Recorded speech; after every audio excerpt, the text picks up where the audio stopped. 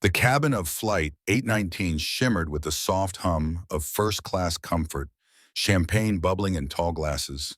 Leather seats reclined just enough to forget the world outside. But that illusion shattered in an instant. "Sir, explain your relationship with this child."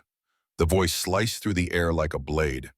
Brent Walker, a mid-40s flight attendant with a clenched jaw and suspicion in his eyes, stood over Julian Carter, a black man in an Italian suit seated beside a young red-haired boy. Julian blinked. "He's my godson." Brent didn't flinch. Instead, he stepped back, pulled a small black canister from his belt, and unleashed a cloud of pepper spray right into Julian's face. Screams erupted. The boy cried out, lunging to shield the man who moments ago had been reading him a comic book. Passengers gasped. Cameras rolled. Julian collapsed forward, coughing blinded. What no one knew, what Brent didn't care to ask, was that the man he just attacked was the CEO of one of the largest tech firms in America. And in exactly 10 minutes, Brent Walker's life would be unrecognizably destroyed. If you believe in justice, hit that like button and subscribe for more real-life stories that expose the truth. The chemical sting of pepper spray clung to the air like smoke after a fire acrid and inescapable. Julian Carter sat doubled over in his first-class seat, one hand gripping the armrest, while the other shielded his eyes. His suit jacket was damp-stained by the sudden torrent of tears and mucus that poured from his face. Tyler, his godson, was crouched at his side, sobbing uncontrollably. "Don't let them take you," he whimpered. His freckled cheeks blotched red, his voice high and trembling. "Please, Uncle Jules." Julian coughed through the pain, each breath feeling like inhaling flame. His mind raced, not with confusion but calculation. He had been here before, humiliated, disrespected, dehumanized, but never like this. Not in public, not in front of a child he loved, and not with chemicals burning his face. The cabin was chaos. Some passengers leapt to their feet demanding answers. Others clutched their phones filming. A middle-aged man in a travel blazer tried to intervene.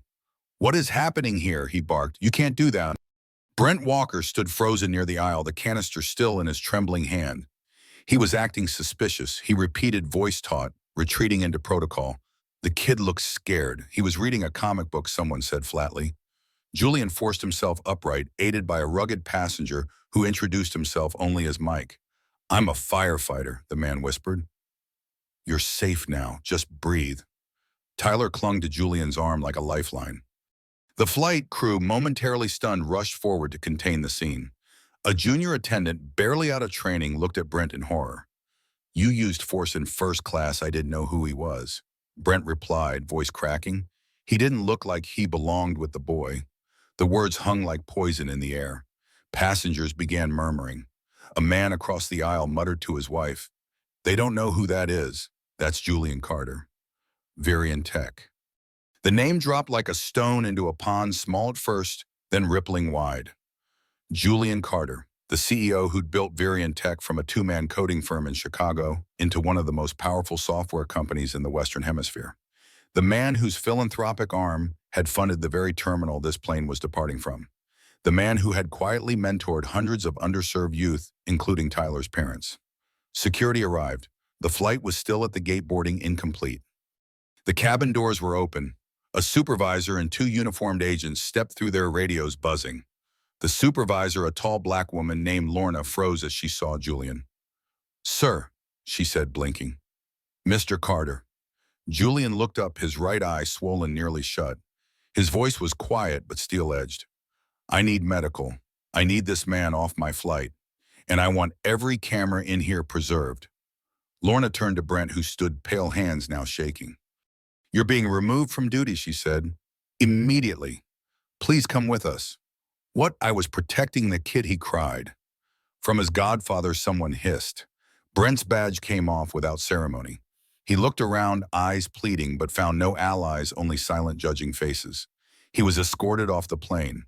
No applause followed, just a heavy silence of reckoning. Paramedics entered minutes later, administering eye wash and assessing Julian's condition. "You'll be okay," one of them said. "But that was a direct hit. Do you want to go to urgent care?" Julian's lips barely moved. "I'll be fine. Just get Tyler a juice box. And please preserve everything. I want names, cameras, logs." Tyler sat beside him, clutching his hand like it was a rope holding him above a sea of fear. Down on the tarmac, Brent was led into a holding room by airport security. Inside, a local operations manager, briefed by the supervisor, read the preliminary report. You sprayed a high-profile executive in the face with capsaicin oil based solely on a perceived threat. He looked out of place, Brent muttered. The boy was white. The manager leaned forward, voice low and dangerous. So that's the standard now. Skin color equals threat. Brent's shoulders sagged. I didn't know who he was. And that's the problem, the manager replied, gesturing to the surveillance footage being pulled onto a screen. You never asked. Back on the aircraft, Julian sat motionless as the medics finished their exam. The junior flight attendant brought Tyler a juice box, handing it over with a shaky smile. Are you okay, sweetie? Tyler nodded, eyes never leaving Julian. When the medical team cleared them for travel, Julian leaned back in his seat. The cabin was hushed now. Passengers stunned, uncertain whether to speak or stay silent. No one touched their champagne. One older woman leaned over from the aisle seat behind him.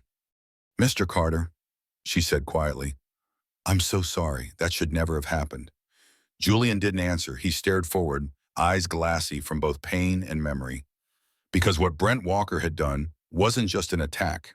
It was a confirmation that no amount of wealth, prestige, or peace was ever enough to shield him from being judged in an instant, from being humiliated for simply existing. Julian Carter stepped into the executive lounge, escorted by two paramedics, his face red and swollen but his spine impossibly straight. His suit jacket, damp from the medic's saline solution, hung open. Tyler trailed just behind, eyes still wide, clutching a crumpled comic book with both hands like it could ward off the world. A private room had already been arranged, whether by the airport staff recognizing Julian's name or by the shockwave already pulsing through the terminals. It didn't matter. Inside, the walls were soundproof. The lights were dim. A glass pitcher of cucumber water sat untouched on the counter. Julian took his seat, gently lowering himself into a leather recliner as if every joint in his body hurt. His voice was still hoarse from the spray. Call Marcus, he told his assistant, who had arrived at the lounge 10 minutes earlier. Already coordinating damage control. Yes, sir. He's already looped in, she replied, her tone brisk but respectful. He said to tell you, leverage is on your side. Julian closed his eyes for a moment. It always was. They just forgot. Across the airport, Brent Walker sat in a staff holding room, his nerves shattered. The room was sterile and humming with fluorescent light, the kind of place built to extract confessions or apologies. But Brent had neither. He only had excuses, and even they were fraying at the edges. I did what I thought was right, he mumbled to Douglas Franks, the airline's local operations supervisor. You sprayed a passenger, Douglas replied flatly, without confirmation, without clearance, without cause. Brent's voice rose. He was sitting next to a white child. The kid looked uncomfortable. Douglas stared at him for a long moment. That man funded this terminal. Brent blinked. What, Julian Carter, CEO of Varian Tech? You assaulted a man who literally helped build this airport. Brent's mouth moved, but no sound came. He looked smaller now. He had always carried himself with a certain stiffness, an upright posture that masked insecurity as authority. But the cracks were showing. The headlines hadn't even dropped yet, and he was already unraveling. Back in the lounge, Julian's legal team joined him within 30 minutes. Marcus Evans, general counsel of Varian Tech, didn't bother with small talk. We've got 3 camera angles, he said, flipping open his laptop, plus 4 passenger testimonies, and Tyler's statement is protected under the Child Victims Act. Julian nodded once. Was there a report of me acting aggressively? Marcus gave him a look. None. The crew log even states the flight hadn't pushed from the gate. No safety protocol in place that would have justified force. Julian leaned forward. Dig deeper. I want to know if this man's done anything like this before. Ellis Monroe, Varian's COO, entered just as Marcus started pulling up personnel data. Already working on it, Ellis said. Anonymous tip from a former steward came in 10 minutes ago. Brent Walker has had 2 prior complaints for racially profiling passengers. Julian didn't flinch. He only asked buried or resolved buried, Ellis replied grimly. HR closed them, citing lack of evidence. Open them, Julian said. Today. Outside the lounge, the airport was humming with energy, most of it centered around Gate 17. Cell phone footage of the incident had already gone viral. Three separate angles, one from the opposite aisle, one zoomed in from the exit row, and one shaky but gut-wrenching clip showing Tyler's screams as Julian fell forward, blinded and gasping. The hashtag was already trending justice for Julian. Inside newsrooms across the country, producers scrambled to confirm the identity of the man in the footage. Some already had it. One station broke the story live. Julian Carter, the tech billionaire and founder of Virion Tech, was pepper-sprayed by an airline employee in what appears to be a case of racial profiling. Julian's phone buzzed with messages. Civil rights leaders, senators, tech CEOs, allies, and strangers. Some were sending support, others were offering interviews. But Julian ignored it all. He turned instead to Tyler, who sat quietly now, sipping juice and staring into the middle distance. "You okay, champ?" Julian asked gently. Tyler looked at him, and the question took a second to sink in. He blinked, then nodded slowly. "You didn't do anything wrong," he whispered. Julian leaned forward, resting a hand on the boy's shoulder. "I know, but some people don't care what's right. They only care about what they fear." Tyler looked up at him. "Are they going to say it was your fault?" "They always try," Julian said. "But this time, they picked the wrong man." He stood slowly and turned to his team. "We're not waiting. No PR filters. No boardroom backpedals. We go public." Marcus raised an eyebrow. "You sure they'll move fast to offer a settlement?" "Let them," Julian said. "We'll decline." Outside the lounge, the hum of the airport continued. Passengers moved past news screens broadcasting the breaking story. Brent's name hadn't been released yet, but it was coming. Julian's team was already preparing a full report footage, witness statements, Brent's HR history, and a legal roadmap for both civil and criminal action. Because power, when truly held, doesn't shout. It moves, quietly, strategically, irrevocably. And Julian Carter had just started moving. By the time the footage reached the nightly news cycle, the world had already taken sides. Commentators dissected every second of the pepper spray clip like it was a national referendum. On one channel, a panel of pundits debated whether Brent Walker's actions were an isolated lapse in judgment or the result of an entrenched culture. On another, civil rights attorneys read through federal statutes line by line, citing precedent for prosecution. But behind the scenes, a far more unsettling story was coming into focus. In a dimly lit office on the 19th floor of Horizon Aviation's headquarters, compliance officer Lila Chen stared at the report on her screen. Her hand hovered over the mouse, unsure whether to open the file she wasn't supposed to see. Someone had leaked it through an encrypted email marked HR Archive. Urgent. Her instincts told her it was real. Her conscience told her to read it. When she clicked, the document bloomed onto her screen. It was worse than she imagined. 18 complaints over 9 years, all involving Brent Walker, all quietly dismissed. Most were from passengers of color. 2 were internal, filed by junior flight attendants who cited Brent's escalation tendencies and targeted bias in passenger treatment. Both whistleblowers had resigned within months. Lila's eyes moved faster as she scanned the redacted summaries. Passenger questioned about their seating, despite verified credentials. Verbal escalation toward Middle Eastern male with no prior incident. Detained black teen traveling with mother, accused of forged boarding pass. The complaints followed a pattern, an uncomfortable familiarity. Every single case dismissed due to insufficient evidence or lack of corroborating statements. But now Julian Carter's case wasn't going to vanish, because this time there were witnesses. This time there was video. And this time the victim held stakes in the very airport that facilitated the injustice. She leaned back, heart pounding. She was holding a bomb in her hands, and she knew it. Across the city, Julian's team wasn't waiting for legal formalities. They were building a case rooted not only in emotion, but in data. Marcus had his associates scouring aviation complaint registries. Ellis Monroe mapped the timeline of Brent's incidents against broader airline policy changes, showing how loopholes allowed misconduct to be quietly swept away.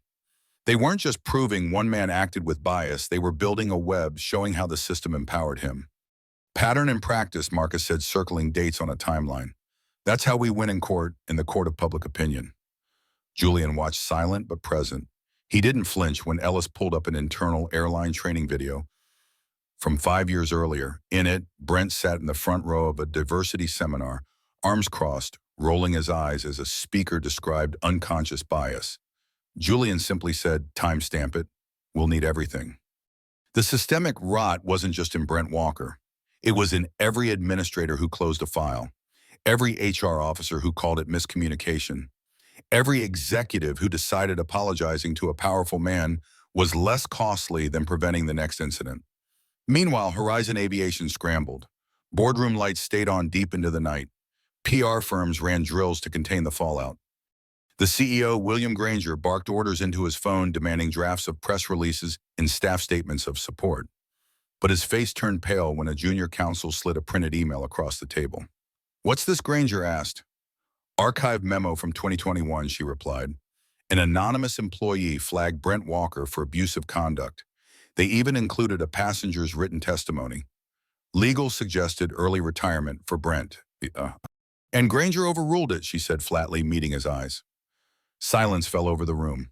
For the first time since the incident broke, the board realized they weren't dealing with a PR scandal. They were standing on a rotting floor, and the beams were snapping one by one. Outside their tower, protest signs rose. In 5 cities, demonstrators gathered at Horizon terminals, holding signs that read, "He had a ticket. 30,000 firm shouldn't mean 1950s rules. Pepper spray is not policy." Tyler's teary-eyed face became a symbol, his scream frozen mid-frame on banners, pins, and infographics. Artists turned Julian's bleeding, peppered face into a silhouette, his dignity intact, his silence louder than any slogan. At Tech, Julian remained outwardly composed, but inside he felt the full weight of the responsibility building. Ellis entered his office that evening with a file. "It's time," he said. "We've got the names, every complaint, every HR officer who signed off." Julian took the file and leafed through it page by page. One case stood out, a 16-year-old black girl traveling for a national science competition, accused of lying about her seat, made to stand for 10 minutes while the captain sorted it out. Brent Walker was the one who flagged her. The girl missed her connecting flight and never made it to the competition. She later dropped out of her robotics club. Julian's fingers gripped the paper tighter. "File everything," he said quietly. "We're not burning one man, we're indicting the rot." The system had made its choice long ago. Now so had he.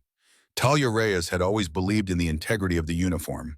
As a flight attendant with Horizon Aviation for 8 years, she carried herself with quiet professionalism, never one to stir controversy. She'd worked double shifts, trained new recruits, even once delivered a baby mid-flight between Atlanta and LAX. But nothing had prepared her for the day she realized the uniform she wore had been used to humiliate the very passengers she thought she was protecting. That morning, she sat in her small apartment, sunlight stretching across the living room floor, as she replayed the viral footage again. She didn't want to, but she needed to. Brent's face filled the screen, cold, authoritative, unrelenting. And then the spray. The way Julian Carter crumbled in his seat, the child's scream. The cabin's stunned silence. It wasn't just a headline to her. It was her workplace. Talia had flown with Brent before, dozens of times, and she'd seen the signs. Moments dismissed as instincts, comments brushed off as concern for safety. Like the time Brent had cornered a young black man in business class and made him reconfirm his seat twice, despite the scanned boarding pass already being in the system. Or when he whispered "Watch row 14" to her simply because the 2 Middle Eastern men boarding didn't make eye contact. She remembered the shift in her stomach when he laughed afterward. "Better safe than sorry," he'd said. She hadn't reported it, not then, not ever. But now she couldn't escape it. Julian Carter's bloodshot eyes haunted her sleep. So did Tyler's small, trembling hand. Talia's silence was no longer neutrality, it was complicity. That afternoon, she stood before the HR office with trembling fingers gripping the corners of a statement she had typed at 3:00 a.m. Inside the HR officer, a corporate man in a blazer too sharp for comfort, barely looked up as she spoke. But when she said Brent's name, he shifted. His jaw tightened. His pen stopped moving. "I'm not here to take sides," she said softly, "but I am here to tell the truth." Across town, another witness had reached the same decision, though his circumstances were far more precarious. Kevin Farrow, a former Horizon Gate agent, had been let go 2 years prior after clashing with Brent Walker. The official reason, conduct unbecoming. But Kevin knew better. He had refused to back Brent's claim that a young passenger looked suspicious, and was probably using someone else's boarding pass. The boy's name was Nathaniel James, a rising junior honor student, well-dressed and respectful. Kevin had checked the ID twice, everything matched. But Brent, who had intercepted the boarding process, kept pressing. When Kevin refused to call airport police, the fallout was swift. Reassigned, ignored, written up for minor infractions, then terminated without cause. He hadn't spoken of it since until now. When Kevin saw Julian Carter's face on the news, he felt something click. For years, he had doubted himself. Had he been too stubborn, too proud? Now he knew the truth. He had stood against the rot and paid the price. So he picked up the phone and called the number flashing across his TV screen, a hotline for witnesses managed by Julian Carter's legal team. The man on the other end didn't ask leading questions. He just listened. 2 hours later, Kevin was sitting in a secure Zoom call with Julian's attorneys, recounting every detail, every name, every logbook entry. His voice wavered at first, but with each memory surfaced, his conviction grew. "There's more," he said finally. "I kept something." From a shoebox in his closet, Kevin pulled out a printed memo, the one Brent had submitted, falsely accusing Nathaniel of belligerent conduct. The file had been time-stamped before the boy had even reached the gate. Julian's legal team froze. "That's fabrication," one attorney said. "That's evidence of premeditated misconduct." Word spread quickly within Horizon, and not everyone was ready to stay silent anymore. An engineer named Melinda Clark submitted a timeline of maintenance logs showing Brent had requested unnecessary seat reassignments for over a dozen flagged passengers, all of whom happened to be people of color. A junior flight attendant quietly forwarded texts from a crew group chat where Brent once joked, "First class ain't for everyone," and Talia, she wasn't done. With mounting pressure, she arranged an off-the-record meeting with Marcus Evans himself. She arrived at a nondescript office downtown dressed in civilian clothes, her badge left at home. She brought more than her statement. She brought screenshots, shift logs, and incident reports she'd quietly saved on her personal drive. When Marcus met her gaze, he saw the weariness in her eyes, but also the resolve. "I didn't know who Julian Carter was when it happened," she said, her voice trembling slightly. "But I knew what Brent did wasn't about policy. It was about prejudice. And I can't carry that silence anymore." Marcus leaned forward. "You're not alone anymore." The wall was cracking, and the people inside it were finally stepping into the light. The office walls of Varian Tech's legal wing had gone from sleek and modern to a war room of purpose. Screens glowed with timeline maps. Whiteboards were filled edge to edge with arrows, names, and incident codes. And in the center of it all sat Julian Carter, calm, deliberate, and relentlessly focused. "Run it again," he said, his voice even. The screen refreshed. 3 images lined up side by side. First, the grainy security cam still of Julian being pepper sprayed, then a personnel file on Brent Walker, and finally a spreadsheet over 24 complaints spanning a 10-year window. All either dismissed internally or labeled resolved. Marcus Evans, general counsel, stepped forward with a stack of documents in hand. "We've confirmed 6 passengers who filed discrimination complaints against Brent that never reached the FAA. Internal memos show they were buried by mid-level HR managers under the crew protection clause." Julian scanned the stack. "Were any of the passengers contacted after resolution none? And none received formal apologies. In fact," Marcus said, flipping to a highlighted section, 2 were flagged as potential disruption risks for future flights." Julian's jaw tightened. They punished the people who spoke up. The room fell silent. In another part of the building, Ellis Monroe, the COO, leaned over a phone on speaker. "This is important," he said, addressing the man on the other end. "You were on that flight. We saw your footage. We'd like you to submit a statement to the federal inquiry." "You're a firefighter, correct?" The voice responded, gravelly but clear. "Retired. Name's Glenn Whitaker. I didn't know who he was at the time. Just saw a man get assaulted for no reason." Ellis smiled. "Sometimes that's all justice needs." Whitaker agreed to testify. Across town, Talia Reyes met with a federal investigator in a quiet booth at a hotel bar. She brought her notes, the ones she'd kept quietly for years, scribbled on airline napkins and scanned into PDFs at home. Dates, flight numbers, coworkers' comments. One log entry stood out. Brent requested to remove a family from business class, she told the investigator.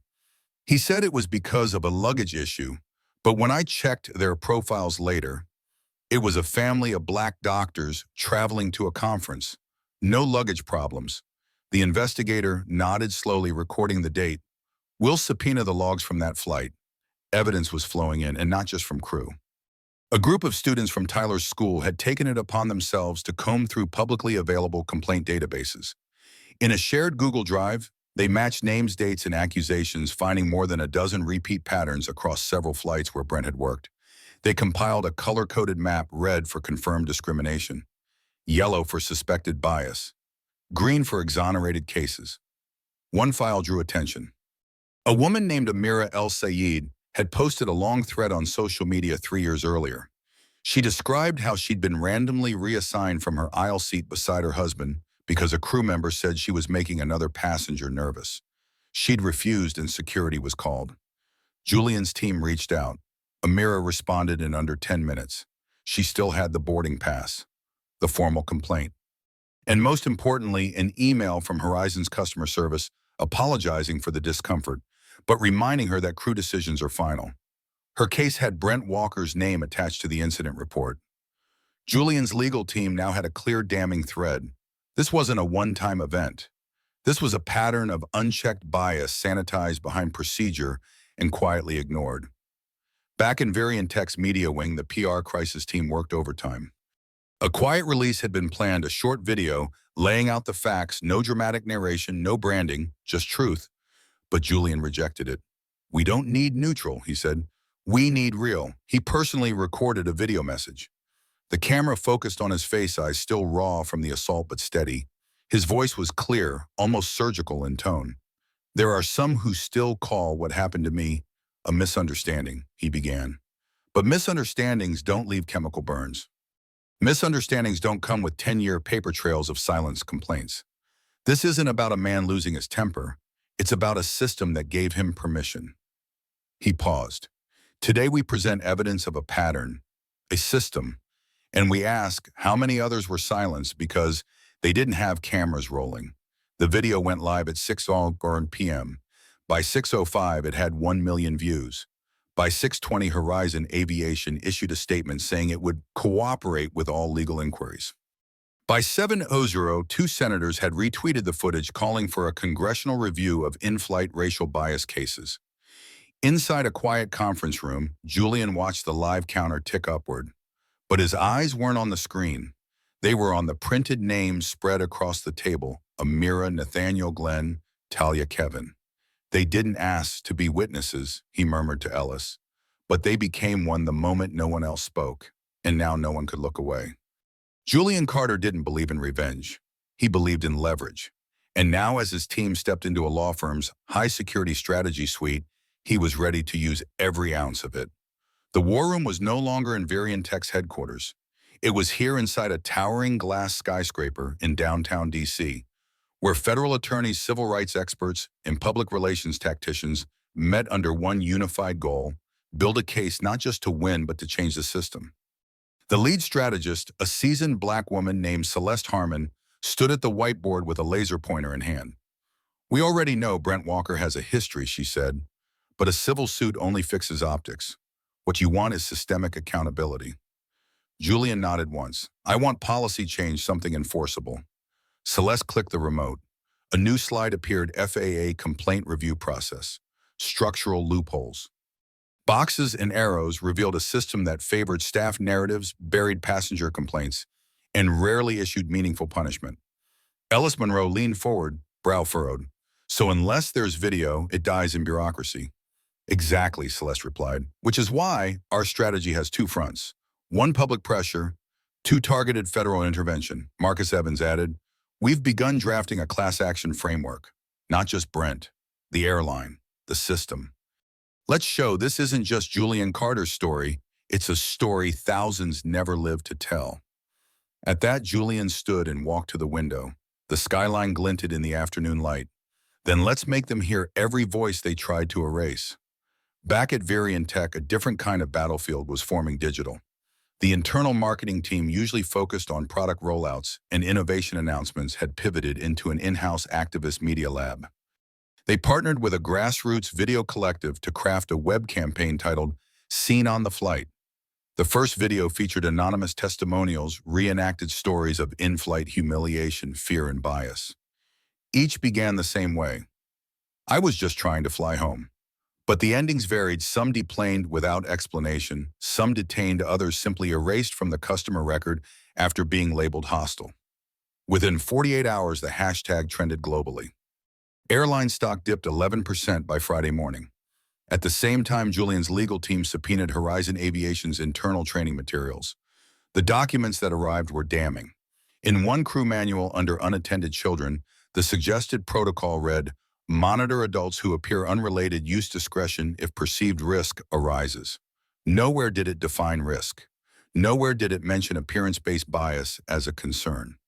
Julian's team leaked the manual to The Atlantic. The article dropped on Sunday under the headline, "What's in a Manual? The Words That Justified a Chemical Assault." It was shared 20 million times. But Julian wasn't content with viral outrage. He wanted institutional reordering. That Sunday night, in a private Zoom call with Senator Robert Langston and Representative Keisha Dawson, both longtime civil rights advocates, Julian laid out his proposal. A federal oversight board, he said, independent of airline leadership. Staffed by civil rights attorneys, flight safety experts, and passenger rights advocates. Every in-flight incident should be reviewed by people who aren't paid to protect the airline. Langston stroked his chin. "Do you know how many industries will fight this?" "I'm counting on it," Julian replied, "because when they fight it, we'll expose what they're really protecting." By Monday morning, Keisha Dawson's office had issued a memo to key transportation subcommittees. The title was simple: The Carter Protocols. Inside Horizon Aviation's executive offices, chaos was a daily ritual now. Emails leaked, whistleblowers surfaced, and Brent Walker's disciplinary history was suddenly at the center of an FAA internal audit. Behind closed doors, the airline's CEO, Howard Tilling, spoke with a panel of grim-faced attorneys. "We need to settle," he muttered, sweating. "Buy him off before this buries us." But it was too late. Julian had already turned down a private settlement 3 times. The 4th time, he didn't even reply. Instead, he flew first class to New York to meet with the board of a private aviation safety consortium. There, he laid out the foundation for the Tyler Initiative, a nonprofit that would track racial bias in air travel and offer legal support for those wronged. Named after his godson, funded by Varian tech profits, staffed by volunteers, lawyers, and pilots tired of looking the other way. "No airline will claim they didn't see this coming," he said, voice sharp. At the same time, internal polls among Horizon's employees revealed something else. Over 63% of flight staff had witnessed racially motivated decisions in the last 2 years. Nearly all had never reported it. One anonymous quote read, "I saw Brent remove a kid from first class for being loud. The kid had autism. The parents were black." We all knew what it was. Julian's team sent the data to 60 Minutes. And just like that, it became national news. Julian Carter, once humiliated mid-flight, had taken a flame and turned it into a torch. But he knew strategy was never just about attack. It was about timing. So when his team received word that Brent's defense lawyer had filed a motion to suppress the pepper spray footage as prejudicial, Julian made one quiet call to an ally in the Attorney General's office. "It's time," he said simply, and the wheels of prosecution finally began to turn. The courthouse lobby was swarming by 800 a.m. Satellite trucks lined the curb. Reporters flanked every entrance. Civil rights activists in black suits held clipboards and signs. On the building's granite steps, a protester held a placard that read, "You don't get to profile CEOs." Inside, Julian Carter buttoned his charcoal suit slowly, each motion deliberate. He stood in the marbled hallway outside courtroom 12B, calm as the chaos swirled around him. Tyler wasn't with him this time. The boy had school, and Julian had insisted he stay out of the legal crossfire. But his godson's voice, "Don't let them take you," still echoed in his memory. Martin Gray, Julian's attorney, stepped beside him. "Brent's counsel just filed another motion," he said, handing over a document. "They're trying to limit your testimony to what happened after the incident, claiming anything before is speculative." Julian raised an eyebrow. "They don't want context. They want a rerun of silence." "We're challenging it," Martin said. "And the footage stays in. The judge already ruled it's central to the case." Julian looked past the glass toward the gallery, beginning to fill. Reporters, community leaders, even other CEOs had flown in to witness this moment. But Julian's attention drifted to one man alone in the corner. Head bowed, Brent Walker. Dressed in a muted blue suit, Brent looked smaller than before, shoulders hunched, eyes darting nervously beneath fluorescent lights. He was flanked by his new legal team, a pair of attorneys from a corporate defense firm used to settlement tables, not courtroom battles. Judge Eloise Hanley entered briskly. Court is now in session. The gallery fell into silence. As proceedings began, the prosecution laid out the timeline: boarding, confrontation, the pepper spray, and the aftermath. The footage played again, the room holding its collective breath as Julian's face twisted in agony on screen. When it finished, a heavy silence settled. Then Martin stood. We called Julian Carter to the stand. Julian walked with measured steps, the same poise he used during shareholder meetings. He took his seat and raised his right hand, swore the oath, and locked eyes with the jury. Mr. Carter, Martin began, can you describe what happened in your own words? Julian exhaled slowly. It started with a question. Explain your relationship to this boy. Not a greeting, not a request for ID. A demand wrapped in suspicion. He paused, and when I answered truthfully, it wasn't enough. He had already made a decision about who I was. Martin leaned forward. What were you thinking in that moment? Julian's voice didn't rise. It never needed to. I was thinking, here we go again. Because every black man I know has had a moment like that where who you are means less than what someone assumes you are. Brent shifted uncomfortably in his seat. And what happened next? He sprayed me in the face, Julian said calmly, without warning. In front of my godson, in front of a plane full of people. A murmur spread across the courtroom. Martin walked slowly toward the bench. Mr. Carter, have you ever met Brent Walker before this flight? Never. Did you provoke him in any way? No. Raise your voice. No. Threaten him? No. Then why do you think he acted the way he did? Julian hesitated, then said softly, because he didn't see me as a passenger.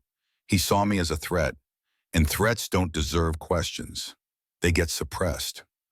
On cross-examination, Brent's defense attorney tried a different tack. Mr. Carter, is it not possible that Mr. Walker believed he was protecting a child? Protecting, Julian echoed. By assaulting the child's guardian, perhaps he misunderstood the situation. Julian didn't flinch. Misunderstanding doesn't explain pattern. This wasn't the first time Brent acted on bias, just the first time someone recorded it. The defense grew flustered, but there was no definitive sign you were related to the boy. Julian leaned forward, eyes locked on the attorney. We weren't related. We were bonded. That child trusted me. And in one instant, Brent tore through that trust like it didn't matter. A beat of silence. Then a voice from the gallery rose. Say that again. The judge banged the gavel. Order. But the power had already shifted. When Julian stepped down from the stand, he didn't look back at Brent. He didn't need to.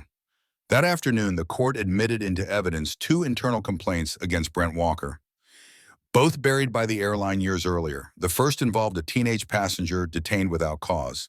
The second, a Middle Eastern man forcibly removed for looking anxious. Both times, Brent was the reporting party. Brent's defense team objected, citing irrelevance. The judge rejected it. Pattern matters. Outside, Julian faced a forest of microphones. I didn't come to court to punish a man, he said, voice steady. I came to reveal a system that protects people like him and forgets people like me. That night, the evening news led with one line: Julian Carter. From first class to federal court, he's changing the skies. The courtroom testimony ignited something Julian hadn't expected: a chain reaction far beyond civil court. What began as a personal trial was unraveling an entire structure. By the next morning, headlines were no longer focused solely on Brent Walker. They zeroed in on the airline itself. Second passenger steps forward against airline attendant. Internal complaint, system under federal scrutiny. Senators call for oversight hearings after CEO's testimony. Within 48 hours, a third former passenger came forward. A woman in her 60s, black, retired teacher. Her story was eerily similar, flagged for suspicious behavior when she asked for assistance boarding. Her name was Sarah Fulton. Her case had been internally dismissed with no explanation. Julian sat in his office at Varian Tech as Ellis Monroe, his senior advisor, played the news footage. She watched your testimony, Ellis said. She said it gave her courage. Julian stared at the screen. Sarah's voice trembled, but carried power. I've been silent for years, but if that man can sit in court with grace after what they did to him, then I can speak up. Julian's expression didn't change, but his shoulders settled deeper into his seat. It's not about me anymore, he said. It's a breach. And now the dam is cracking. Meanwhile, inside the airline's executive headquarters, chaos ruled. Boardroom meetings were no longer about quarterly reports. They were emergency briefings. PR consultants screamed over legal advisors.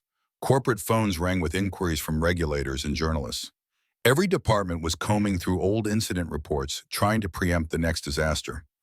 In one of those meetings, CEO Daryl Nash stood at the head of a polished table, flanked by executives who had once treated discrimination as a PR inconvenience. Now it was a liability threatening the airline's entire future. How did this happen? Nash demanded. Why was Brent Walker still on staff after 3 internal complaints? Silence. Then, an older executive in human resources spoke, her voice small. He was disciplined once, sent to sensitivity training, and then cleared. Nash snapped. Technically, yes. The reports never escalated. Nash threw his hands up. You all knew this was a grenade, and now it's blown up in our faces. Across the country, another kind of storm brewed this one legislative. In Washington, the Subcommittee on Transportation Security had requested a full review of in-flight discrimination protocols. Senator Langston had already proposed a new bill, the Passenger Equity and Protection Act. Its language cited Julian Carter's case explicitly. Julian, though still embroiled in the civil suit, was invited to consult on the draft. And though the scars on his face had healed, the impact had not dulled. He reviewed the first version of the legislation with Martin and Ellis in a quiet conference room. This clause on staff behavior documentation, Julian asked, tapping the screen. It needs teeth. If airlines bury bias complaints, they're complicit. Make that law. Ellis nodded. We're already drafting an amendment. Back in the courtroom, Brent's defense faltered.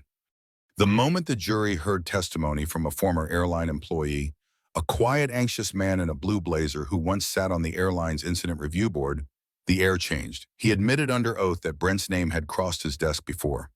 Twice. We were told to avoid escalation, the man said, that addressing complaints like those publicly would damage the airline's reputation. And who told you that? The prosecutor asked. The man looked toward the gallery. His eyes landed briefly on one of the HR executives seated behind Brent. The department head, he said, voice barely above a whisper. That admission sent ripples through the room. 2 days later, that HR executive was subpoenaed. Then a second. Then Brent's original supervisor. Suddenly, this wasn't a case about a single flight. It was about a pattern of ignored warnings of an internal culture that preferred quiet settlements over uncomfortable accountability. By week's end, Julian received word the Department of Transportation had launched a full investigation into the airline's handling of internal bias complaints. The FAA followed. Then the EEOC. Ellis delivered the update, quietly sliding a thick envelope across Julian's desk. Julian scanned it. They're opening the records. Ellis nodded. Every staff report from the last 5 years. Julian leaned back. Then it's no longer just justice, he said. It's reckoning. Back at the airline headquarters, CEO Daryl Nash stood before the press for a hastily called media address. He looked exhausted. Wrinkled suit, sleepless eyes. We regret the actions taken aboard Flight 2147, he began. But more than that, we regret the systems that allowed those actions to go unchecked. He paused, swallowing hard. This company will cooperate fully with federal investigations. Effective immediately, we are suspending our internal incident board. We will bring in third-party oversight, and we are placing all complaint-related staff under review. Reporters shouted over one another. What about Julian Carter's lawsuit? Will Brent Walker be fired? Is your resignation on the table? Nash raised a hand. All questions will be answered in time. But let me be clear, this airline will change. But it was already too late for damage control. Sponsorships evaporated. Influencers who once flew first class with the airline now boycotted it publicly. Travel blogs ranked the company as the most socially negligent airline of the year. Stocks plummeted. Their boardroom was in free fall. And Brent, he sat in a small holding room awaiting his criminal trial, no longer defended by corporate attorneys, but by a public defender. He scrolled through the coverage on a cracked jail-issued tablet. Headlines, hashtags, footage. How did it come to this? He whispered. But somewhere deep down, he already knew. The world had watched the collapse. Now something else began to stir, quieter, slower, but undeniable. Change was no longer a threat whispered in boardrooms. It was a fact building momentum in every terminal, every flight, every policy review room. Inside the Tyler Foundation's modest headquarters, sunlight filtered through the glass as volunteers unpacked donated laptops and sorted mail. The space buzzed not with urgency, but with quiet, focused energy. Rows of desks lined the floor, each occupied by someone cataloging new discrimination cases or connecting with victims, still unsure if they even had a right to speak up. Julian Carter sat in the corner office, but the door stayed open. He didn't want titles. He wanted action. Across from him sat a woman in her late 50s, short-cropped salt and pepper hair, deep-set eyes, and a wary look on her face. Her name was Denise Young, a former flight attendant. "I never thought I'd say this," she said softly, voice laced with guilt. "But I saw it happen. Brent wasn't the only one. We were told to watch certain passengers more carefully. Everyone knew what that meant." Julian nodded but didn't interrupt. Denise continued. "I spoke up once," she said. "Got a warning on my record. That was 10 years ago." Her hands trembled as she passed over an envelope, copies of old flight logs, memos, emails. Julian leafed through them in silence. "These help," he finally said, meeting her eyes. "But your voice helps more. You don't need to carry shame. You showed up." Denise exhaled a slow, fragile breath. "I'm ready to testify if you need me," she said. Later that day, Julian stood before a small group of newly hired compliance officers, diverse in background, experience, and worldview. These weren't corporate hires. These were foundation-trained specialists educated in civil rights law, de-escalation, trauma awareness, and implicit bias. He looked over the group, hands clasped loosely in front of him. "This isn't just about identifying abuse," he said. "It's about preventing it before it starts. You're not just auditors, you're safeguards." A young man in the back raised his hand. "Mr. Carter, how do we know we're actually making a difference?" Julian smiled faintly. "You don't. Not every day. Some days it will feel like nothing is moving. But then someone boards a flight, isn't profiled, isn't harassed, isn't humiliated, and never realizes how close they came. That's your success." Meanwhile, at Tech's main campus, Tyler, now 13, had started a summer mentorship program. The shy boy who once clutched his godfather's arm in terror was changing. He now walked the halls with a quiet confidence, sleeves rolled up, clipboard in hand. His classmates looked up to him. So did the interns. At a weekly roundtable, Julian sat in on one of Tyler's sessions. He didn't speak, just observed. Tyler led a discussion on fairness in AI design, asking blunt questions his peers hadn't considered. "Why do some people never get flagged at airports?" he asked. "And why do others get stopped even when they've done nothing wrong?" A boy raised his hand. "Maybe because some people look dangerous." Tyler didn't flinch. "To who?" The room went silent. Julian looked down, the faintest glimmer of pride in his expression. The future didn't need him at the front. It was building leaders on its own now. That same week, the airline at the center of the scandal announced a sweeping internal overhaul. The board had replaced its CEO, appointed a civil rights advisory panel, and launched a full investigation into every discrimination complaint filed within the past 15 years. The move wasn't voluntary, it was a condition for regaining FAA certifications and rebuilding shareholder trust. But Julian didn't comment publicly, not yet. He met instead with a small group of former flight crew who had reached out privately. They had lost jobs, some due to speaking up, others for being falsely accused of bias. Julian listened closely, took notes, asked questions. "You weren't failed by one man," he told them. "You were failed by a structure that prioritized silence over justice." Then he did something unexpected. He offered them a loan, not on planes but as trainers, policy reviewers, community liaisons for the Tyler Foundation. "You know where the cracks are," he said. "You lived in them. Now help us seal them." Weeks later, the first-class cabin of a cross-country flight looked different, not in furniture or service, but in who walked down the aisle. A black father with twin daughters, a hijabi grandmother, an autistic teenager escorted by a service animal. Each one was greeted with the same words, same courtesy, same respect. No sideways glances, no whispered suspicions, just "welcome aboard." Julian watched from afar his team, receiving photos, notes, anonymous letters thanking them. Not dramatic, not viral, but real. One night he stood on the rooftop of the Tyler Foundation's new downtown building. The skyline shimmered under the setting sun. Tyler joined him, two juice bottles in hand. They stopped me for random screening again at school security, Tyler said, handing Julian a bottle. Julian raised an eyebrow, but this time the guard apologized when I challenged him. Said he'd never thought about it that way before. Julian smiled quietly. That's not nothing. No, Tyler agreed. It's a start. They stood in silence. No speeches, no headlines. Just two silhouettes against the sky, slowly changing color, proof that even after rupture, something new could begin. Within 6 weeks of the verdict, the ripple effect had reached the gates of Capitol Hill.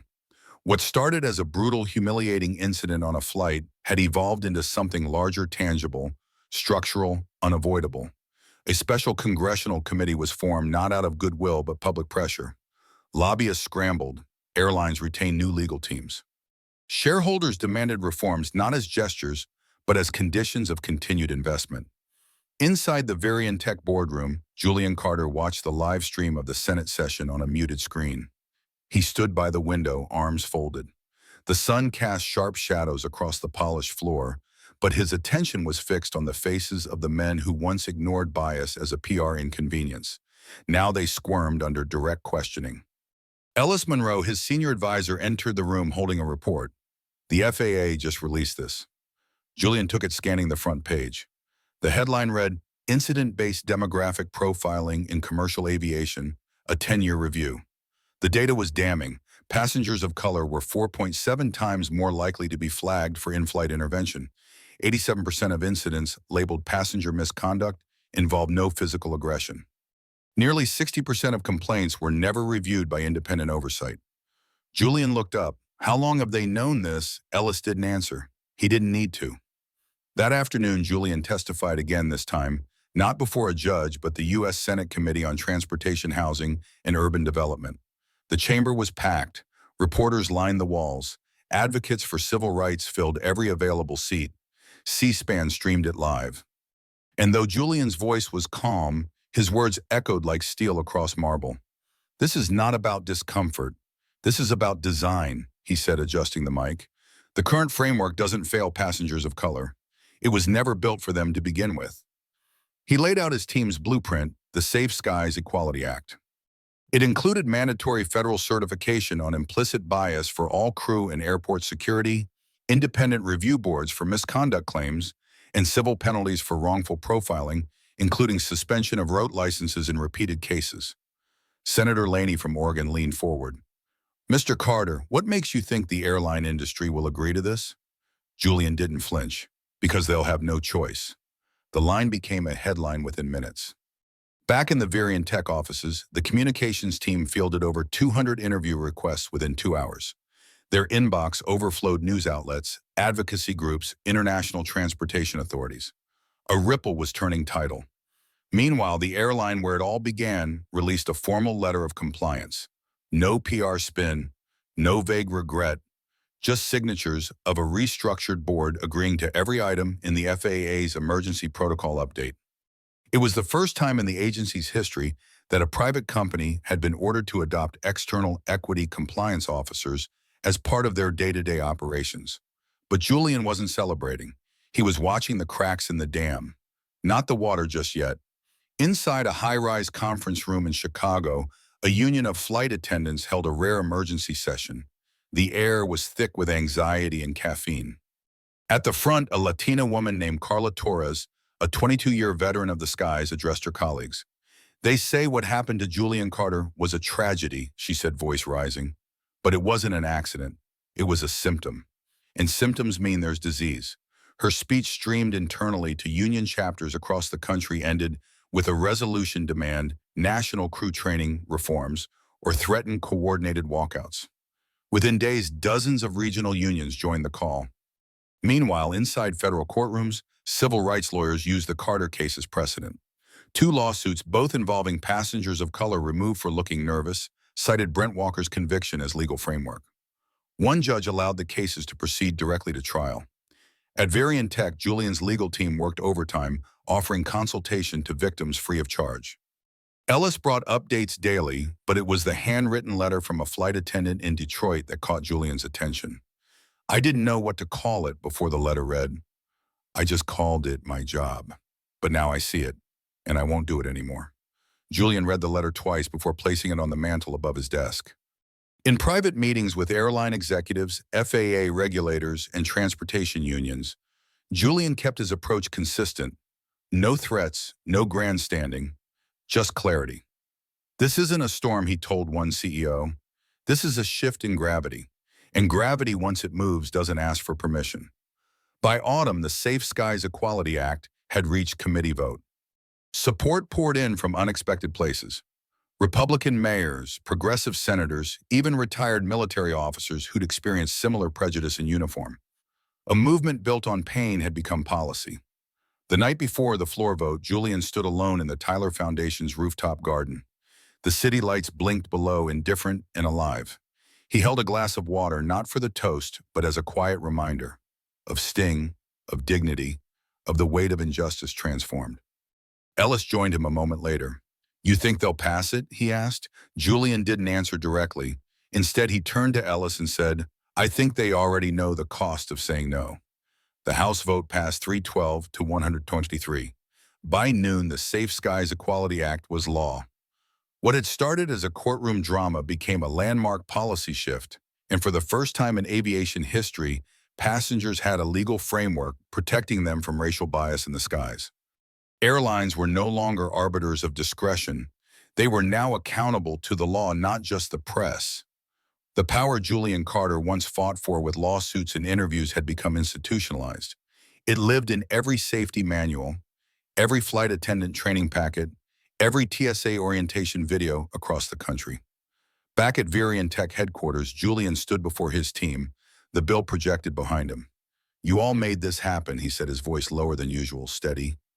"This isn't my win. This is a pivot point for everyone who's ever sat down quietly and been told to disappear." A standing ovation followed, but behind the applause was something deeper: relief, resolve, respect. In the weeks that followed, the Tyler Foundation's hotline saw a 600% spike in calls. Parents, students, immigrants, military veterans. Some whispered stories they'd never told anyone. Others just said thank you. Julian listened in on some of the intake recordings. One from an elderly black man in Mississippi struck him deeply. "I watched it all, Mr. Carter. You ain't just walked through that courtroom. You walked for all of us." Julian sat in silence long after the recording ended. Elsewhere in the executive offices of the now disgraced airline, everything had changed. The interim CEO, forced in after the board forced out the old leadership, sat hunched at a long mahogany table. Analysts clicked through quarterly reports. Every line dipped. Passenger trust had cratered. Sponsorships gone. Lawsuits pending in 5 states. Their insurance premiums had tripled in 2 months. And more than 20 Brent Walkers had been quietly let go in a series of quiet Friday dismissals. The interim CEO took a deep breath. "Scheduled a meeting with Carter," she said. "Public, televised. It wasn't an olive branch. It was a Hail Mary." But when Julian's team received the request, his answer was swift and silent, an automatic email reply drafted weeks ago. "We do not negotiate accountability. Please refer to our legal team." Power once held by those with badges and uniforms now sat with the one who had once been ordered to stand. The reversal wasn't petty, it was purposeful, and Julian used it carefully. At a press conference in front of the National Aviation Museum, flanked by 3 U.S.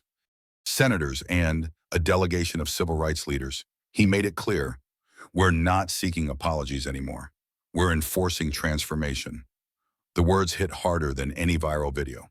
Behind him, banners read, "Equal flight, equal rights." Meanwhile, Tyler, now 13, spoke publicly for the first time at a youth leadership forum in Atlanta. He stood on stage in a navy blazer and jeans, small in stature, but powerful in presence. "My godfather didn't raise his voice. He raised the world," Tyler said. "And now I want to build a new one." The crowd of students rose to their feet in thunderous applause. Julian watched from the wings, eyes misted but smile sharp. Later that week, the FAA's newly formed Civil Equity Division requested Julian serve as their first honorary civil rights advisor, a ceremonial title, but one that meant his voice would be written into policy forever. He accepted with one condition. I don't want to be a symbol. I want to be a worker. Give me a desk, not a statue. The following month, a quiet but stunning reversal occurred. The airline at the center of the scandal applied to license a new international route, one that would pass through a high-traffic corridor requiring additional compliance audits. The FAA rejected it. The reason listed failure to demonstrate sufficient civil rights compliance infrastructure as outlined in the Carter standards. It was the first time Julian's name had been cited as precedent in a federal denial. He found out from a journalist who called asking for comment. He simply said, "Change has altitude now." Inside law schools and business ethics classes across the country, the Carter case became a required unit. Professors dissected it not just as a legal win, but as a study in structural power reversal. How a man who was silenced at 30,000 feet had reshaped the runway for millions. That fall, Julian stood in a quiet corner of the Tyler Foundation's main office watching volunteers assist a mother and her teenage son who had been profiled at an airport 2 states away. The boy smiled shyly as a paralegal explained their rights. Julian didn't interrupt. He just watched. Later, Ellis came by and stood beside him. "It used to be you in that chair," Ellis said, nodding toward the mother. Julian nodded. "And now it's my job to make sure she never has to be." The balance of power had shifted, not by force, not by fear, but by law precision and the refusal to disappear. The Tyler Foundation's headquarters bustled like a beehive. Since the federal verdict in the passing of the Safe Skies Equality Act, what had begun as a modest legal aid nonprofit had transformed into a national engine for reform. Donations exceeded $12 million. Volunteer lawyers, data analysts, and former airline workers staffed every corner of the repurposed downtown high-rise. And in the center of it all was Tyler. Now 14, he walked the corridors, not as a symbol, but as a student. Twice a week, Julian brought him to the office after school. The boy asked questions relentlessly about aviation policy, legal precedent, historical civil rights rulings. His eyes were curious, but his voice had steadied. There was a quiet maturity to him now. One afternoon, he paused outside the Justice Mapping Lab, a new department that tracked flight-related complaints across the country. Walls were lined with heat maps and digital dashboards. An intern explained the latest data trends showing patterns in passenger profiling tied to certain regional carriers.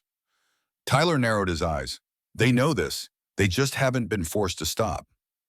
The intern looked startled. Julian, standing behind them, only smiled. "You're already thinking like a leader." But the outside world had its own ideas about leadership. Several advocacy groups, including the NAACP, ACLU, and Aviation Equity Now, approached Julian with a joint proposal: create a National Council for Transportation Equity, a permanent body government-backed but independently governed, and they wanted Julian Carter as its chair. He hesitated. "You don't need me for that," he said during an early call. "You need someone with political stamina." "We need someone with credibility," replied Gloria Mead, a seasoned activist and co-founder of Equity Now. "You didn't just win in court. You changed culture. That's harder." Julian sat with it for days. It wasn't ego that made him pause. It was awareness. He knew the power of symbols and how they could become distractions. But one night, while reviewing case files in his home office, he glanced up at a framed photo on the wall. It showed Tyler at age 7 clinging to Julian's arm on the courthouse steps. The caption below read, "Let the next child never have to." He picked up the phone. "Gloria," he said, "let's build it, but we do it my way." When the National Council launched 2 months later, its mission was unapologetically aggressive: enforce airline compliance, track federal infractions, and publicize violations, monthly naming names. The press dubbed it the Carter Court in the Sky. Julian didn't flinch at the name. "This isn't surveillance," he told a crowd during the council's inauguration ceremony. "It's transparency. Airlines have long operated with unchecked discretion. That era is over." But Julian also knew he couldn't lead everything forever. At the Tyler Foundation, he called a private meeting with the board. Ellis Monroe, his trusted advisor, sat beside him. "We need to appoint a new executive director," Julian said. Heads turned, eyes widened. "You're stepping down." Transitioning, he clarified. The foundation is growing beyond me. It needs someone who understands the fight, but also the future. He paused, then glanced at Ellis. And I have a recommendation. The room went still. Julian turned to the youngest person in the room, a 28-year-old woman named Selena Parrish, formerly the Foundation's Director of Legal Outreach. She's handled over 400 cases in 2 years. She's built 3 of our regional offices. And most importantly, she listens. Selena froze stunned. Her voice cracked slightly. Mr. Carter, I'm honored, but I'm not you. Julian smiled. Exactly. And that's why you'll take us further. The board voted unanimously. A new chapter began. Under Selena's leadership, the foundation expanded to 10 new cities within 6 months. She hired a network of multilingual advocates, created airport pop-up centers for real-time traveler assistance, and launched a scholarship named in honor of Brent Walker's first victim, a 17-year-old boy who had been detained without cause years before Julian's case. Selena wasn't loud, she was surgical, and she carried the legacy with a grace that made Julian quietly proud. Meanwhile, the airline that had pepper-sprayed Julian was still struggling.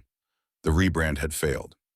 Their CEO resigned under pressure from shareholders, and a black woman, Cheryl McGowan, was appointed as the new acting chief.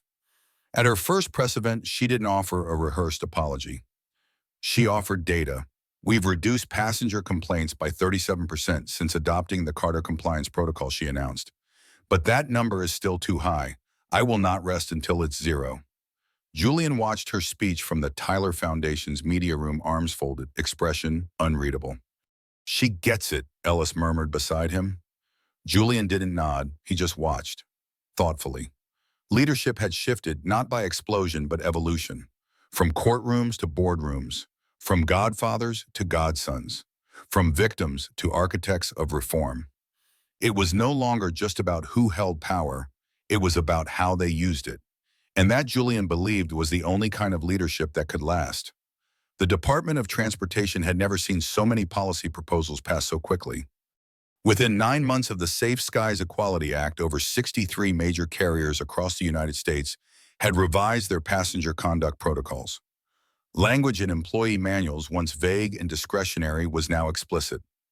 Bias response units were being integrated into airport operations.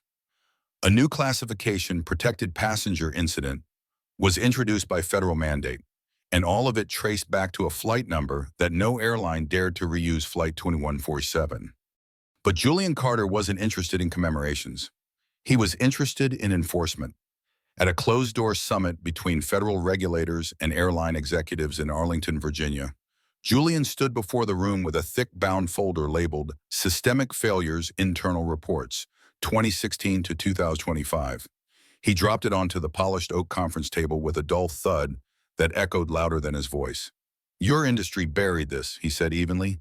Now we're unearthing it. Across the table, CEOs shifted uncomfortably in their suits. Some flipped through the documents. Real employee statements, passenger filings, emails laced with terms like doesn't look first class and profiled for safety. A chart inside displayed that black men made up just 4% of first-class passengers, but accounted for 41% of all in-flight incident reports involving suspicious behavior.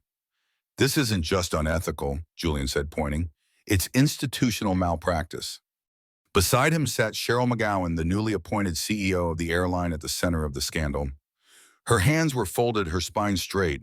When Julian sat down, Cheryl leaned forward. I want it written into our contract, she said to the other executives. You don't get federal subsidies unless you meet the Carter metrics. The term caught on. Over the next quarter, new government funding eligibility required carriers to pass what became known as the Carter Compliance Audit, an annual third-party review of in-flight discrimination complaints, staffing diversity, disciplinary consistency, and onboard incident response times. It wasn't just policy now, it was infrastructure. Meanwhile, back at the Tyler Foundation, the air buzzed with a quiet intensity. Legal teams were training with AI-powered incident simulators, realistic role-playing tools that helped attorneys prepare passengers and victims for hearings, depositions, and federal mediations. Selena Parrish stood at the front of the simulation lab, watching a scene play out: a middle-aged Hispanic man being questioned about his travel itinerary, while his white seatmate was passed over entirely. Freeze, she said sharply. The image froze. She turned to a room full of young attorneys and interns. What was the first error? A woman in the front raised her hand. No policy basis for selective questioning. It wasn't random. Exactly, Selena replied. And what was the second? Another hand went up. The language. Where are you really headed? That's insinuation, not inquiry. Selena nodded. Good. You can't change a system unless you understand its subtle machinery. Outside the lab, Julian watched through the glass, arms folded. He didn't smile, but there was a softness to his eyes. The foundation had become a school, a movement, and a shield, all in one. But reform was not without resistance. Some airline unions pushed back, citing concerns about over-regulation and crew authority. One association launched an anonymous op-ed campaign titled, "Don't Handcuff the Skies," accusing the Carter reforms of empowering passengers at the expense of staff safety. Julian responded not with words but with video. He partnered with 2 airline whistleblowers to release a short documentary titled 30,000 Feet and Falling.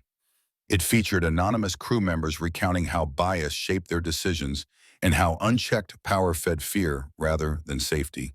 It ended with a montage of passengers, black, brown, disabled, Muslim, sharing one simple sentence, "I just wanted to get home." The video went viral within 48 hours. Even airline insiders could no longer pretend nothing was wrong. 1 week later, 4 more airlines voluntarily adopted the Carter protocols. At the federal level, Senator Langston and Julian co-chaired a bipartisan transportation ethics panel.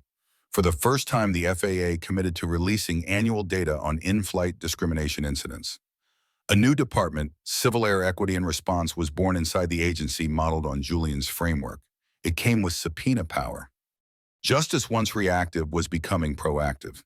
And yet, amid this cascade of change, Julian kept his daily routine grounded. 3 times a week, he still had breakfast with Tyler. Once a week, he walked through the Foundation's mailroom, reading letters from passengers who said, "You saved me from silence." And every month, without fail, he visited the courthouse where the verdict had been handed down. Not for nostalgia, but to remind himself where accountability began. One autumn evening, as he stood on the courthouse steps, he spotted a woman approaching slowly. She wore a flight attendant's uniform. Her posture was nervous, her hands fidgeting. "I was there," she said quietly. "On flight 2147. Julian turned to face her. "I didn't stop him," she admitted. "I didn't help you. I just froze." Julian studied her face, not for guilt, but truth. "You're here now," he said calmly. She looked away. "I'm in the new equity training program. I wanted to say thank you, and I'm sorry." Julian nodded. "Then help the next one," he said. And with that, he turned and walked down the steps, not with weight, but with clarity. The system had bent. Now it was beginning to rebuild. It began with silence. Then came the letters. Airports across America, Atlanta, JFK O'Hare, LAX, each began receiving dozens, then hundreds of printed letters. Not emails, not hashtags, actual letters. Handwritten in blue ink, some folded neatly, others scrawled on notebook paper. Each one began with the same line, "I watched what happened to Julian Carter." Inside, passengers shared their stories. A woman profiled for wearing a hijab. A black man told to step aside for a random search that never seemed random. A deaf teenager separated from her parent because security needed to verify the adult. None of these stories had ever gone public. Until now. These weren't just stories. They were evidence, not of single events, but of an epidemic, a cultural rot hiding in policy manuals and hidden biases. CNN aired a week-long special titled "Flying While Profiled." The first segment opened with a side-by-side replay of Julian Carter's pepper spray assault and the courtroom footage of his testimony. The host, a veteran anchor with 30 years in broadcast, called it the Rosa Parks moment of the skies. Julian didn't want the comparison, but he understood the symbolism. The media storm ignited something deeper: conversation. National teachers' unions began requesting Julian's documentary First Class Second Chances for high school curriculums. Bookstores listed "Safe Skies Equal Seats" on recommended civil rights reading tables. Even churches and synagogues hosted viewings. Community centers followed. Suddenly, the issue wasn't just about airlines. It was about dignity. One Sunday morning at a Methodist church in Baltimore, Reverend Paul Ellis stepped up to his pulpit with a tablet in his hand. Behind him, the projector showed the face of Tyler. His wide eyes captured mid-scream during the incident. The congregation fell silent. This Reverend Ellis said softly is the face of America's reckoning. He didn't mention the airline. He didn't need to. This is about a boy who learned fear in a place that should have taught him trust. His voice shook, not with anger, but with purpose. Today, we're collecting donations, not for us, for the Tyler Foundation. The offering plate overflowed. Similar scenes unfolded across community halls in Detroit, Houston, Oakland, and Jackson. Julian didn't ask for this support, but he accepted it with humility and a promise every dollar would be used to build something lasting. Meanwhile, inside Varian Tech's Innovation Lab, Ellis Monroe watched the public response evolve in real time. Look at these search trends, he said, pointing to the data dashboard. Bias on flights. Julian Carter trial. Racial profiling in the air, all spiking. An intern leaned over his shoulder. There's momentum. Ellis smiled faintly. No, this is more than that. This is a shift. He turned to Julian, who stood by the window overlooking the skyline. You ready to ride the wave? Julian's answer was simple. Only if we direct it. The Tyler Foundation announced a public initiative, Flight Witness, a real-time app allowing passengers to document and securely report discriminatory incidents in transit, whether on planes at TSA or in lounges. It came with legal routing, GPS tagging, and AI that flagged patterns in real time. The launch event at the National Museum of African American History and Culture drew over 10,000 attendees. Speakers included civil rights leaders, tech CEOs, and surprisingly, a retired flight attendant named Donna Whitmore. I worked in the skies for 32 years, Donna said from the stage. I've seen it all. And for too long, we told ourselves that keeping order meant keeping quiet. Her voice cracked. No more. The crowd stood in ovation before she even stepped down. Soon after, Julian received a private message from an unexpected figure, Lionel Chambers, the former CEO of the airline, that had tried to bury the incident. They met in a neutral location, a quiet glass-walled office in Washington, D.C. Julian didn't shake his hand, but he listened. Chambers, now disgraced, was gaunt, his voice brittle. We failed, he admitted. Not just you, not just Tyler. We failed the whole idea of fairness. Julian remained silent. I can't fix what happened, Chambers continued, but I have something: internal audits, backdated logs, complaint, suppression, documents. I want to hand them over. Why now? Julian asked quietly. Chambers looked down. Because when I saw my grandson ask his mother why the man in the video got sprayed, I didn't have an answer. Julian extended a file folder. Give your answer to the federal investigators. By the end of the week, the Department of Justice reopened 2 previous civil complaints tied to the same airline. Flight attendants involved in those cases were placed on administrative leave. A third-party watchdog organization was hired to oversee retraining. Public sentiment reached a boiling point. Saturday Night Live aired a cold open parodying the incident, not as mockery, but satire. The sketch ended not with a punchline, but with a quote from Julian's speech. Courage is the clarity to see the truth and not flinch. Viewers sat in silence. At the next Tyler Foundation Gala, Tyler himself took the stage. No longer the small, freckled boy clinging to Julian's hand, he now stood tall with his own prepared speech. They told me I didn't belong, he said. But my Godfather showed me that the sky belongs to all of us. The audience stood, not out of pity, but out of recognition. The country had awakened, and it wasn't going back to sleep. The ripple effect began quietly, then surged like a tide. Inside a glass conference room on the 49th floor of a Midtown Manhattan tower, 5 airline executives sat in tense silence. The footage of Julian Carter's congressional testimony played on the screen, his voice clear and unwavering. Implicit bias has become weaponized at 30,000 feet. No one dared pause or speak until it ended. When the lights brightened again, CEO Gerald Laskin of AeroTrust cleared his throat. Gentlemen, and Maureen, he added, nodding to his legal counsel, this is no longer about public relations. It's structural survival. Across the country, similar meetings unfolded behind closed doors. Airlines scrambled to audit their in-flight incident reports. Internal legal teams dug through employee files for any history of racial bias. Board members demanded answers. Shareholders stirred by Julian's testimony, and Flight Witness's explosive debut began pulling investments from any airline that hadn't signed the Equal Skies Pledge. The pledge written by Julian's team was simple but firm. 1. Zero tolerance for profiling. Third-party investigations of in-flight incidents. Mandatory bias training for all crew members. Passenger advocacy line available 24/7. Quarterly transparency reports. At first, only 3 small regional carriers signed it. But after flight witness data went public, revealing dozens of cases eerily similar to Julian's, over just a 12-month span, 3 major carriers followed within a week. Delta Skyboard was the first of the giants to cave. Its CEO, Madeline Harmon, went live on national television. "We didn't just fail Julian Carter," she said. "We failed the public trust. And that ends now." Her voice cracked slightly, but her resolve was evident. She wasn't reading a statement. She was trying to recover a soul. Soon after Jetstream, Skyvale, and Transnova signed on too, the dominoes were falling. But for Julian, the transformation wasn't measured by pledges or press conferences. It was in the stories that began surfacing: emails, phone calls, handwritten notes. Like the one from a former TSA officer named Marlon, who wrote, "I once pulled a black teen aside because I'd been told to watch for agitated males in hoodies." That line lived in our handbook. I never questioned it, but now I see it. Julian didn't seek revenge. He sought reform. But reform, as he knew too well, was a long road, one paved with the resistance, pride, and slow-moving bureaucracy. Still, progress was real. By the third quarter, data from the Department of Transportation showed a 27% reduction in passenger bias complaints across all major airlines.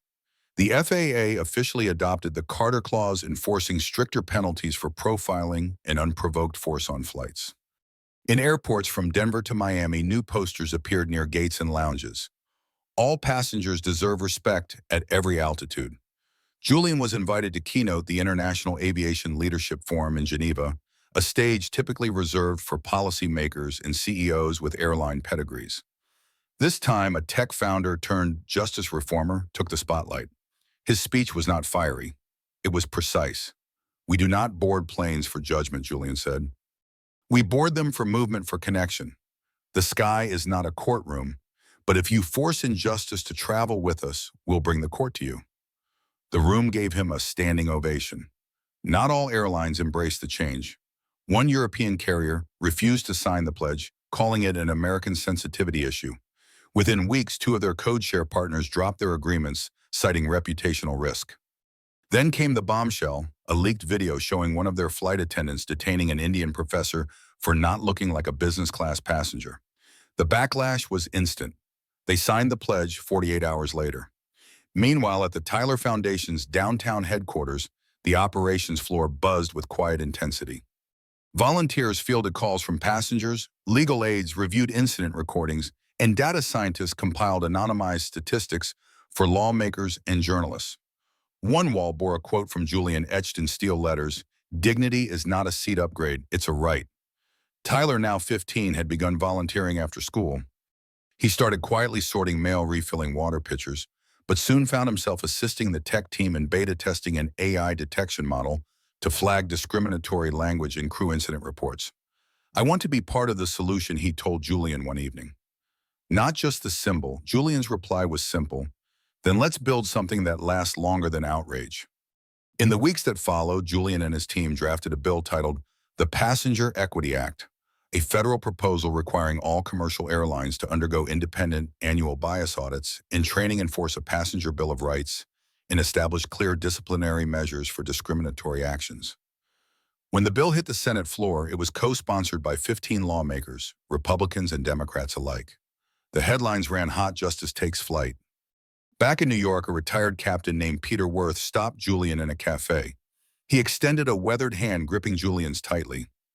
"I flew for 30 years, he said, "and I saw things I wish I'd questioned. I didn't. But I see you now, and I'm sorry. More importantly, I'm learning." Julian nodded. "Then we're all getting somewhere." The skies had not yet cleared, but the storm had passed, and in its place came something rarer than outrage: accountability.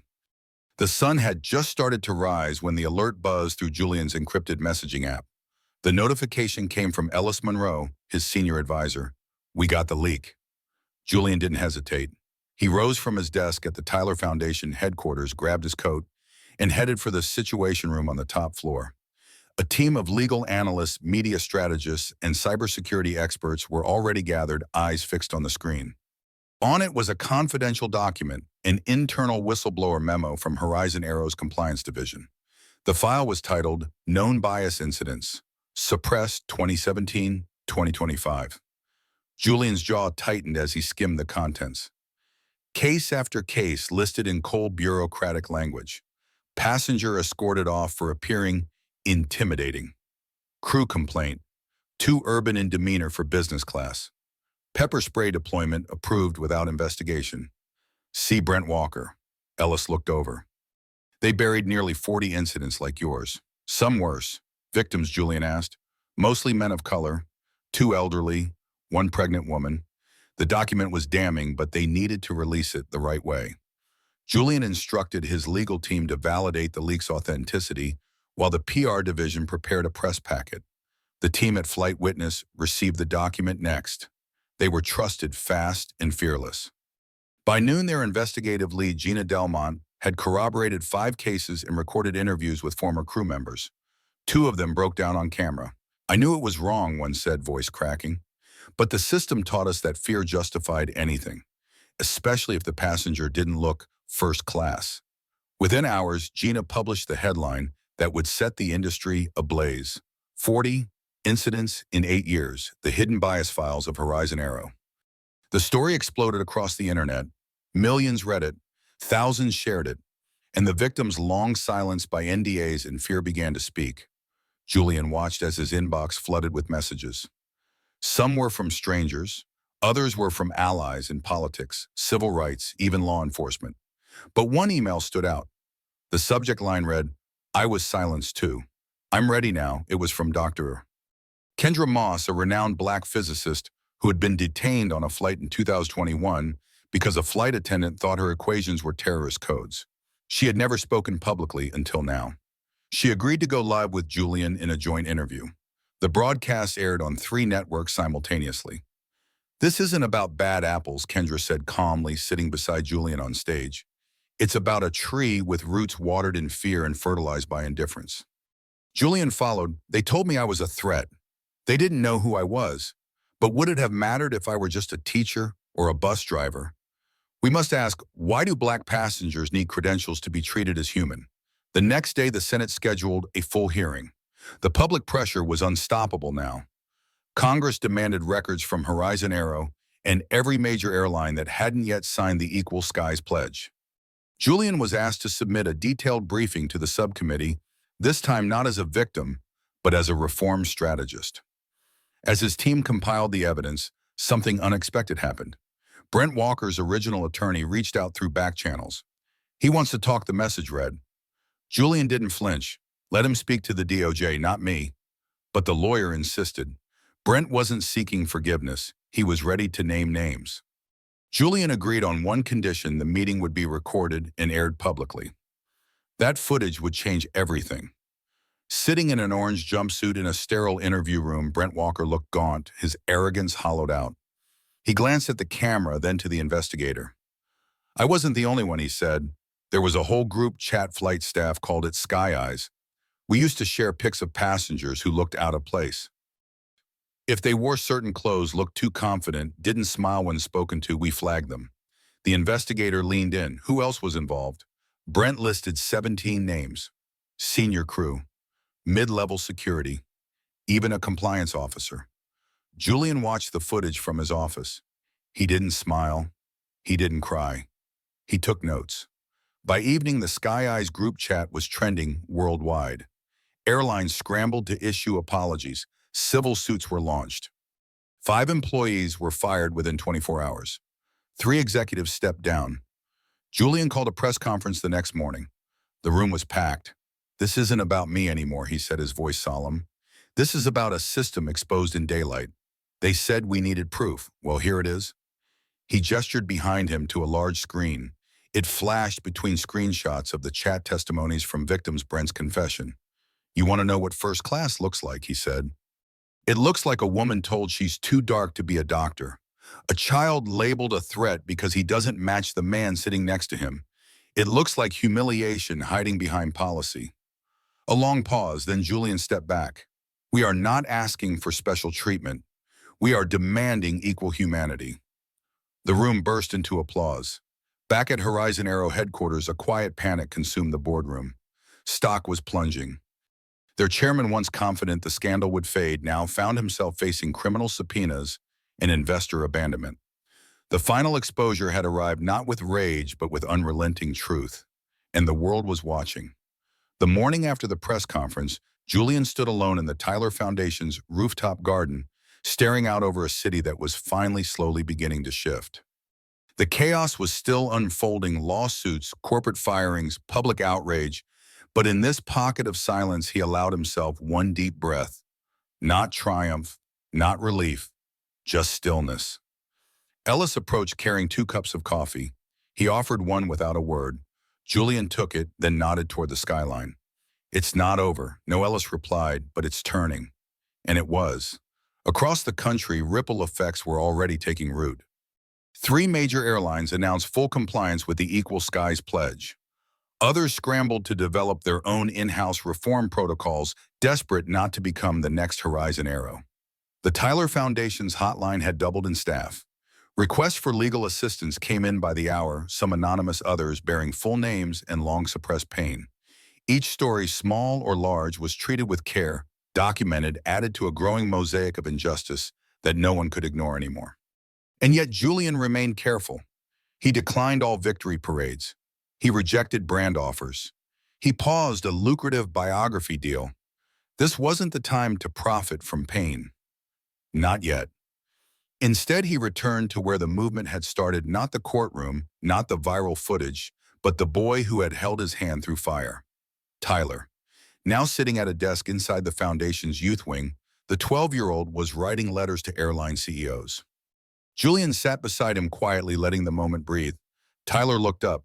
Do they really read these? Julian smiled gently. Some do, some don't, but they'll remember your name. Tyler grinned and went back to writing. Outside the Foundation's walls, the tone of media coverage had begun to shift.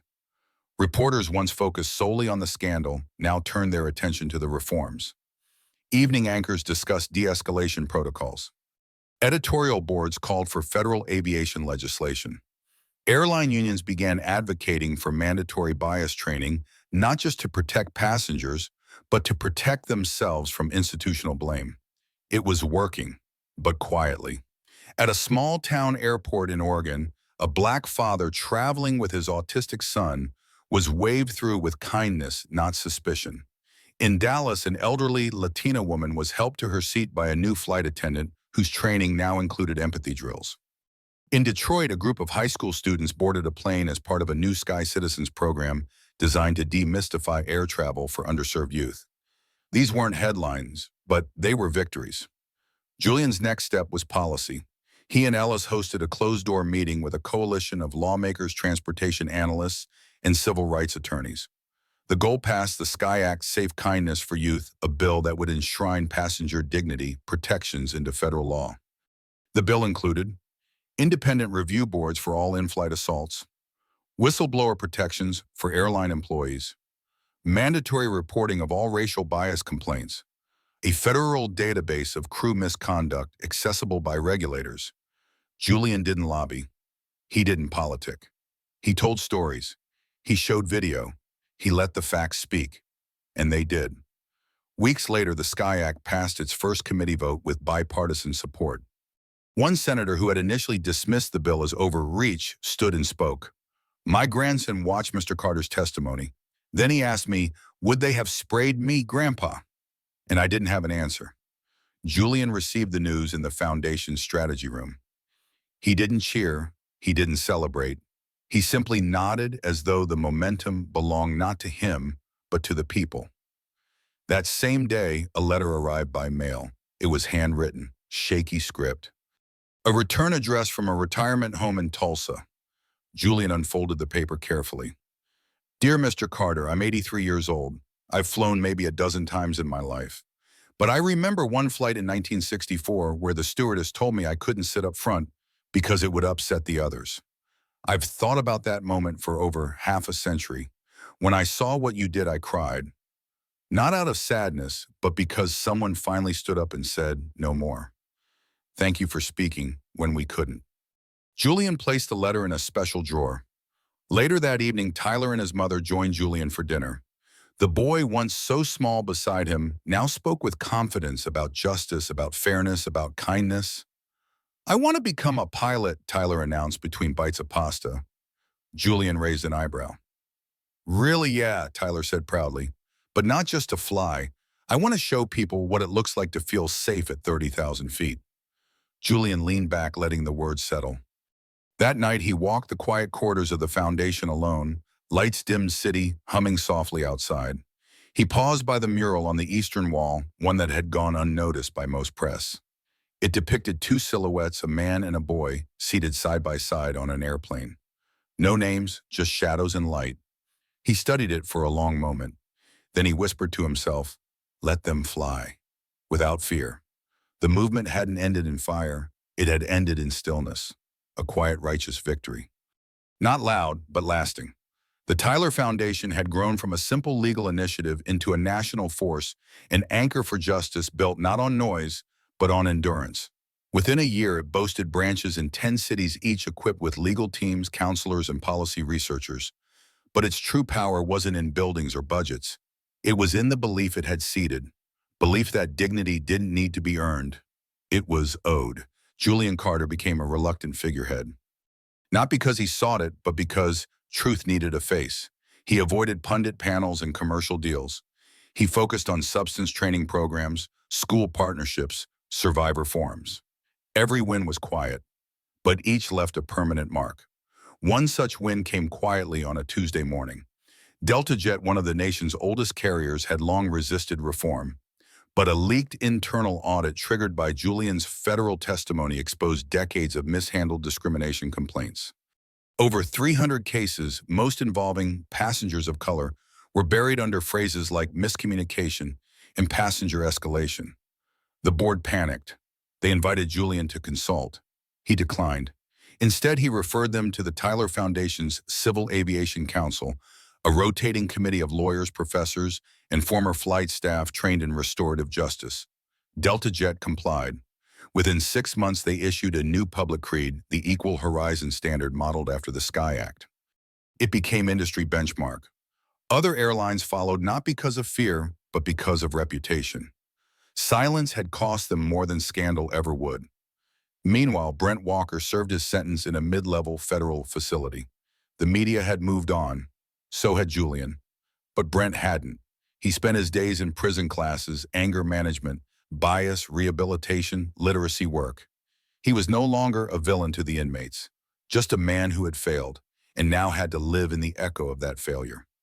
On one cold morning, he received a package from his sister. Inside was a printed photo from a newspaper, Julian Carter, standing at a high school gym, shaking hands with a young black pilot who had just graduated from the Foundation's Sky Leaders program. Beneath it, a small handwritten note. You thought you stopped him. You helped him start. Brent didn't cry, but he folded the paper carefully, placed it in the only drawer he had, and stared at it for a long time. Back in the world, a different kind of ripple took shape.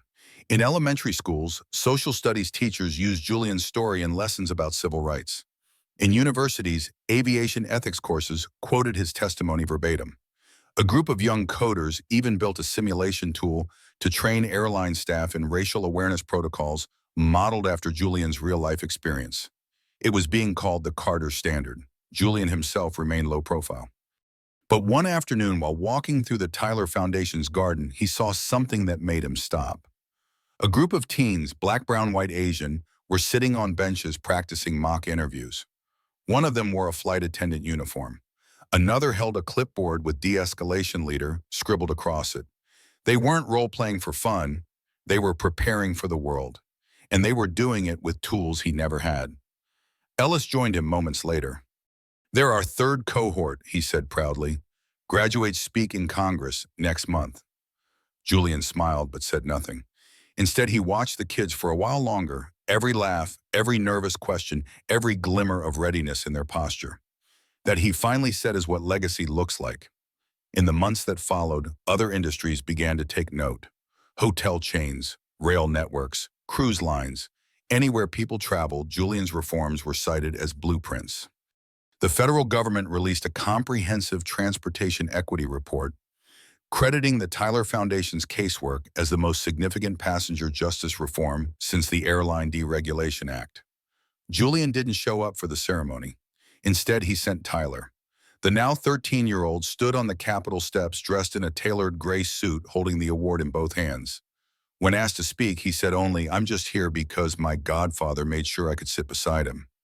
No applause was louder than Julian's watching from the back row. That night, Julian returned home to a stack of letters. One stood out. It was from an older white man in Wisconsin. "I was on that flight. I saw everything. I didn't stand up that day, and I've regretted it every day since. I've shown the video to my grandkids. I tell them not to be me. Thank you for giving people like me a second chance to do right, even if it's late." Julian read it twice, then placed it beside the note from Tulsa. The next morning, he gathered his team. "I want the next phase," he said. "Not more lawsuits, not more apologies. Real partnerships. Bring in the airlines, bring in the regulators, bring in the kids. Build a coalition that doesn't just fight discrimination, but designs a system where it never takes root." The team nodded, inspired. Tyler entered quietly at the end of the meeting. "You forgot something," he said. Julian looked puzzled. Tyler smiled and pointed to the whiteboard. "You forgot to write this. Everyone gets to go home with dignity." Julian nodded, then picked up the marker. He wrote the words slowly, carefully, and underlined them. Twice. The boardroom was quiet. Julian Carter stood alone, staring out over the horizon through the glass panels of Virion Tech's top floor. The sun was setting its golden light, casting a warm glow over the skyline.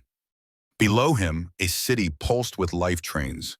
Whistled planes, lifted taxis wove through traffic, and people moved unaware, perhaps that the way they traveled had changed because of a single moment frozen in time on a flight that tried to humiliate a man who refused to be broken. But legacy, Julian had come to learn, wasn't about one moment. It was about the ripples. The Tyler Foundation was no longer just a nonprofit, it had become a standard. Its logo, two open palms lifting a child, was now etched into policy binders, schoolwork materials, and even etched in the corner of airport banners promoting safety and equity. It was the sign that justice had taken root where prejudice had once thrived. And Tyler himself.